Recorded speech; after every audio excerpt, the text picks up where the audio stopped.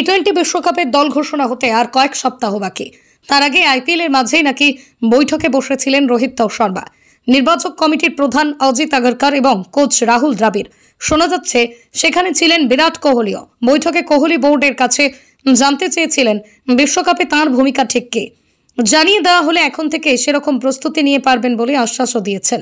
মুম্বাইয়ের সেই বৈঠকে কোহলি এবং হার্দিক পান্ডিয়াকে নিয়ে আলোচনা হয়। বোর্ড চাইছে বিশ্বকাপে কোহলি ওপেন করুন। যেহেতু যশস্বী জয়সওয়ালের খারাপ ফর্ম চলছে, তাই রোহিতের সঙ্গে কোহলি ওপেন করলে দলের শক্তি বাড়বে বলেই মত অনেকের। শুভমান গিলকে বিকল্প ওপেনার হিসেবে রাখার ভরসা রয়েছে। আইপিএলে গত কয়েক বছর ধরে ওপেন করেন কোহলি।